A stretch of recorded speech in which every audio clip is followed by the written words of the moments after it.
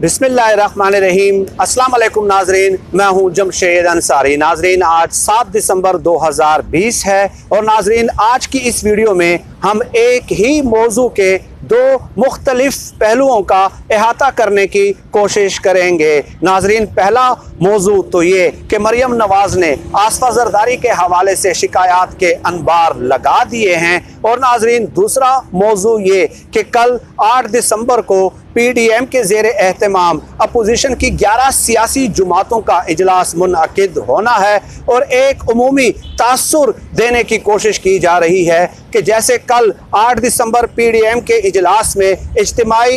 इस्तीफ़ों के हवाले से कंसेंसस डेवलप हो पाएगा। नाजरीन, पहले मौजू की जानिब आगे बढ़ते हैं। नाजरीन, आप लोगों के इल्म और मुशाहिदे में होगा यकीनन कि मुल्तान जलसे में आसिफा जरदारी की सियासत में बाकायदा एंट्री हुई थी और उनकी तकरीर के हवाले से मिला जुला रद्द अमल भी सामने आता रहा। नाजरीन, मुल्तान जलसे के मुनअकिद होने के अगले रोज़ मरियम नवाज ने मौलाना फजलुर रहमान से शिकायत के अनबार लगा दिए कि हमने एक मुश्तरका सियासी इत्तेहाद तश्कील दिया है। आसिफा जरदारी ने अपनी तकरीर में नवाज शरीफ की ज़ात के लिए तारीफ़ी कलमात अदा नहीं किए और इसके अलावा मरियम नवाज ने मौलाना फजलुर रहमान साहब और अपनी पार्टी की सीनियर लीडरशिप को ये पैगाम पहुँचाया है कि हमारा ये पैगाम जो है वो पीपल्स पार्टी तक पहुंचा दिया जाए कि आसिफा जरदारी को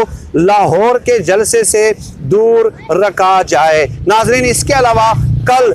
सोशल मीडिया कन्वेंशन का इनेकाद हुआ मुस्लिम लीग नून की जानिब से। उसमें भी मरियम नवाज ने खिताब किया। मरियम नवाज ने उस खिताब में एक अहम बात कही और वो ये कि मेरे इल्म में है कि आजकल जियो टीवी भी हमारे खिलाफ है, लेकिन मुझे एहसास है कि जियो टीवी पे कहाँ से प्रेशर होगा। मरियम नवाज ने यह बयान आखिर क्यों कर दिया? नाजरीन, आप लोगों के इल्म में है और इस मुल्क के एक एक बच्चे की ज़बान पे है और ये हकीकत अब अजहर मिनश शम्स है कि जियो टीवी यूँ समझ लें कि नून लीग का सबसे ज़्यादा सबसे मुअस्सर हथियार है और उनके बयानिए को वो प्रमोट करता हुआ नज़र आता है। यूँ समझ लें कि जियो टीवी जो है वो मुस्लिम लीग नून का एक तर्जुमानी के फ़राइज़ जो है वो आजकल सर अंजाम दे रहा है। तो उसके बावजूद भी मरियम नवाज को ये बयान देने की ज़रूरत क्यों कर पेश आई?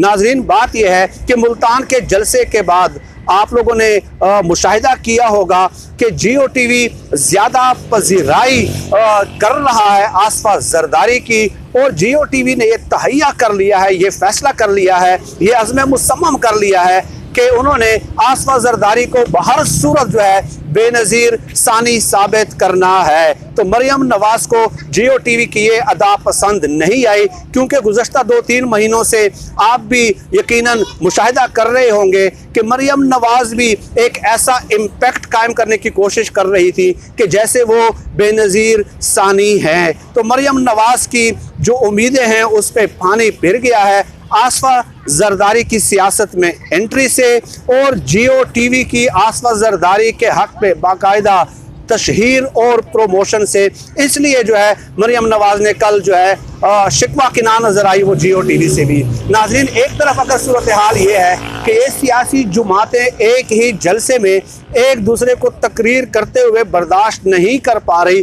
तो दूसरी तरफ इन पैरेलल साथ ही साथ ये तासुर दिया जा रहा है कि जैसे 8 दिसंबर और 13 दिसंबर के जलसे के बाद जो है 13 दिसंबर जो है वो इस हुकूमत के इक़्तिदार का आखिरी दिन होगा। ये तासुर कायम करने की कोशिश की जा रही है। तो नाज़रीन, बात यह है कि इस बार लाहौर जलसे के हवाले से हुकूमत ने एक इंतहाई मुअस्सर कंप्रिहेंसिव मुतबादल स्ट्रेटजी और हिकमत अमली अडॉप्ट की है और इन्हें फ्री हैंड दिया है। हुकूमती हलकों ने ये फैसला किया है कि हम भी देखते हैं कि ये लोग दावा करते हुए नज़र आते हैं कि हमने पंजाब पे 30 साल 35 साल हुक्मरानी की है और पूरे पंजाब का जो बजट है वो लाहौर पे लगा दिया है, लाहौर में झोंक दिया है। तो इमरान खान साहब के बकौल, अंदरूनी ज़राए के बकौल इमरान खान साहब ने कहा है कि हम भी देखते हैं कि क्या ये मीनार पाकिस्तान से बड़ा जलसा मुनक़िद करने में कामयाब हो पाते हैं या नहीं हो पाते। नाज़रीन, हुकूमत की इस हिकमत अमली से जो है लीगी हलकों में, मुस्लिम लीग नून के हलकों में और अपोजिशन की 11 सियासी जमातों के हलकों में जो है शदीद इज़्तिराब मौजूद है और उनके लिए अपनी सियासी बका का जो है सवाल है। इसलिए वो जो है एक पॉलिटिकल स्टंट के तौर पे इस किस्म के बयानात को इस्तेमाल कर रहे हैं कि हम जो है बहुत जल्द जो है इज्तिमाई इस्तीफ़े देने वाले हैं। ये क्यों कि अपने हलके की आवाम की ये हमदर्दियाँ समेटना चाहते हैं और उन्हें ये पैगाम देना चाहते हैं, उन्हें एक बेवकूफ़ बनाना चाहते हैं, एक बार फिर से गुमराह करना चाहते हैं कि देखें, आपके हुकूक के लिए, आपकी मुश्किलात का अजाला करने के लिए हम एक्सट्रीम पोजीशन लेने तक के लिए तैयार हैं और अब हम बहुत जल्द मंतकी और हतमी नतीजे पे पहुंचने वाले हैं कि तमाम कौमी और सूबाई असम्बलियों से हम मुस्ताफ़ी हो जाएं। इस तरह हल्के की आवाम की हमदर्दियाँ इन लोगों को हासिल हो जाएंगी और लाहौर के जलसों में लोग शिरकत करना शुरू कर देंगे। तो ये एक पॉलिटिकल स्टंट के तौर पे जो है एक हाइप क्रिएट की जा रही है अपने वफादारों के ज़रिए भी और अपने बयानात के ज़रिए भी। तो ये बात तो आप लोगों के इल्म में आ गई। अब नाजरीन, बात यह है कि फजलुर रहमान साहब और नवाज शरीफ साहब ज़ाती तौर पे उन दोनों की ख्वाहिश ये है कि इस निज़ाम का तया पांचा कर दिया जाए, इस निज़ाम को उलट पलट दिया जाए, क्योंकि नवाज शरीफ साहब ताहयात नाअहल हो चुके हैं और मौजूदा सेटअप में, मौजूदा रियासती ज़माम कार में, मौजूदा निज़ाम में उनकी सियासत में वापसी के कोई इम्कानात नहीं है और ऐसी ही सूरत हाल दरपेश है मौलाना फजलुर रहमान साहब को भी। तो दोनों की ज़ाती तौर पर ख्वाहिश ये है, लेकिन अंदरूने खाना नाज़रीन खबरें ये हैं कि PDM को तो एक तरफ रहने दें, अपोजिशन की 11 सियासी जमातें तो एक तरफ आप रख लें, खुद नून लीग के अंदर जो है अक्सरियती अराकीन जो है वो मुस्ताफ़ी होने के लिए तैयार नहीं है। चुनाचे कल सोशल मीडिया वर्कर्स कन्वेंशन से मरियम नवाज ने खिताब किया और उसमें एक अहम इशारा भी दिया कि जो अराकीन मुस्ताफ़ी होने के लिए तैयार नहीं होंगे उनके घरों का घेराव किया जाएगा। What does that mean? इसका क्या मतलब है? इसका मतलब यह है कि खुद नून लीग के अपने अंदर ही तमाम अराकीन जो है वो मुस्ताफ़ी होने के लिए तैयार नहीं है। और नाज़रीन, आप लोगों को याद होगा कि गिलगित बल्तिस्तान के इलेक्शन हुए थे, उसमें बिलावल भुट्टो ज़रदारी ने इंतहाई जज्बाती तकारीर की, मौलाना फजलुर रहमान ने जज्बाती तकारीर की, मरियम नवाज ने जज्बाती तकारीर की और उसमें जो है ना सलीम साफ़ी ने चंद ट्वीट्स भी किए कि रियासती इदारों ने जो है ना माजी से सबक नहीं सीखा और बलोचिस्तान, गिलगित बल्तिस्तान जो है वो आग और शोलों की लपेट में आ रहा है। और तमाम सियासी जमातों ने, अपोजिशन की सियासी जमातों ने धांधली के इल्ज़ामात भी लगाए। लेकिन आप मुझे बताएं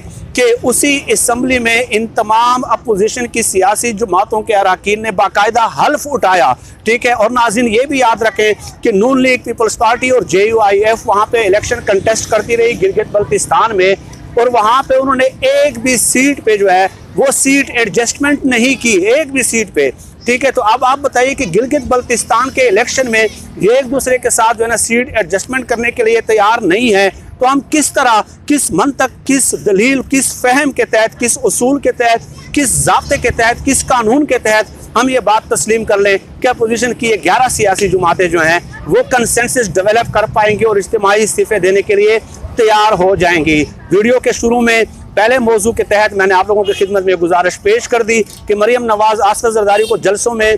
तकरीर करते हुए और तकरीर करते हुए जो है ना वो देख नहीं पा रही और उनको बर्दाश्त नहीं कर पा रही, क्योंकि उनके बेनज़ीर के बनने के रास्ते में जो है सबसे बड़ी रुकावट आसिफा जरदारी हैं, ठीक है। और बाकी सूरत हाल भी मैंने आप लोगों की खिदमत में पेश कर दी। अगर इन तमाम डाट्स को कनेक्ट कर दिया जाए तो ये महज जो है एक हाइप क्रिएट करनी है और 13 दिसंबर के जलसों के हवाले से, जलसे के हवाले से, उसको कामयाब बनाने के हवाले से एक बार फिर अपने हल्के के आवाम को बेवकूफ़ और गुमराह करने की और इंटेलेक्चुअली करप्ट करने की एक मज़मूम कोशिश है। इसके अलावा इससे ज़्यादा इसकी कोई हकीकत नहीं है। नाजरीन, 13 दिसंबर के जलसे के हवाले से और इज्तिमाई इस्तीफ़ों के हवाले से और इज्तिमाई इस्तीफ़ों के बाद क्या हुकूमत के घर जाने के इम्कानात हैं या नहीं है, अगर ये ऑप्शन लेट्स सपोज एक्सरसाइज भी कर लिया जाता है तो क्या उस वक्त हुकूमत घर जा सकती है या नहीं जा सकती, उसके मुख्तलिफ पहलुओं पे आने वाली वीडियोज़ में मैं आपसे नशिस्त करूँगा। आज के लिए इतना ही। पाकिस्तान जिंदाबाद। अल्लाह हाफिज़।